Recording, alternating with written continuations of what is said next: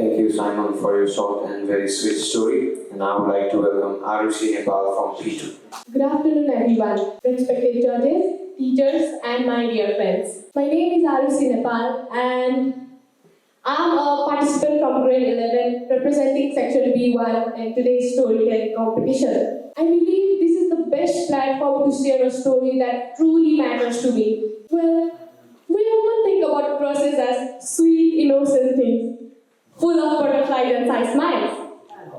But what if your first crush was someone who hurt you the most? Interesting, right? Today, I'm not here to tell a fantasy story, but today, I'm here to share something real, something that fundamentally changed who I am.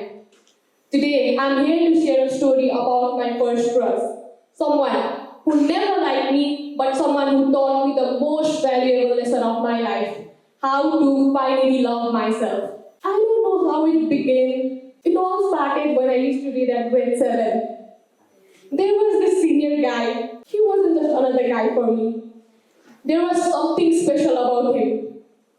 His body, his looks, his voice, or maybe just his presence, that made my heart beat faster. Well, he had a girlfriend, so I never tried to be that close with him. You know, it was like looking at the star but admiring it from afar. Soon, the time passed. I entered grade 8 and he entered grade 9. And the happiest part is that he broke up with his girlfriend. And I was really happy at that moment. And suddenly, we both started talking with each other.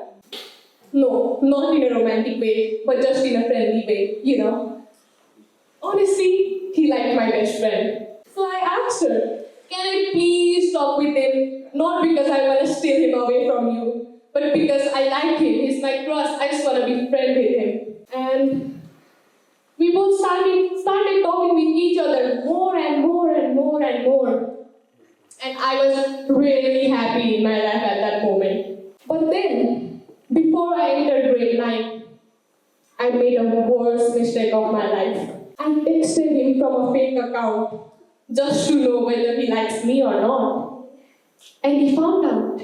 He called me annoying. That single word, it may be just a word annoying for him, but that was the phase of my life when I used to be so insecure about myself, about my smile, about my looks, about my appearance, everything.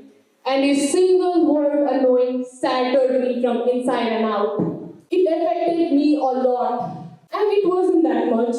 Soon, the whole class knew everything about it. I mean, the whole school. My classmates, his friends, his classmates, also people I barely knew everything about it. People used to whisper, people used to laugh, people used to make fun of me, people used to judge me whenever I passed beside them. I also remember confronting one of his friends not to spread fake rumors that aren't true, not to make fun of anyone feeling.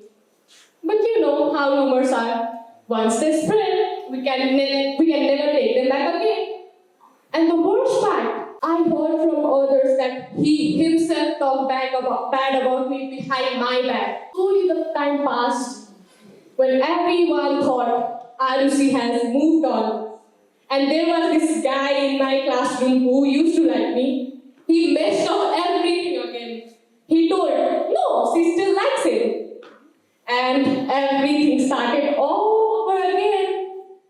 I was everyone's dinner table conversation. I felt like I was humiliated. I felt like everyone was against me at that moment. I was just a teenager loving someone.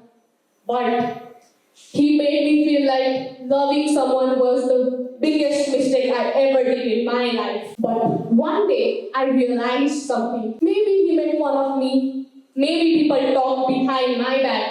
But none of that could define who I was. Maybe people talked behind my back, but none of that could define who I was. So I stopped crying. I stopped seeking validation. And I started working on myself, on my confidence, on my strength. And that's when I realized pain doesn't always break you. It builds you into the most stronger version of yourself you ever knew it existed. And no,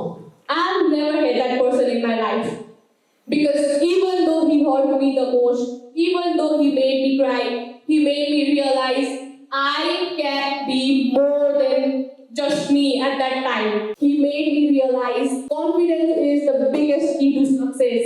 Even though he made me realize that not everyone you like should like you back, and that's totally fine. Because everything, at the end of the day, what matters is you and your opinion towards yourself and your self-talk towards yourself. So today, because of him, I am Arushi Nepal standing here in front of you all, representing myself confidently and bravely and fearlessly. Just because of him, I love myself. I started loving myself. And I would like to say everyone that please love yourself, because no matter what other people tell about you, at the end of the day, what matters is you and how you carry yourself. So the moral of my story is that you should always stand for what's right, and you should always deny if the topic is wrong.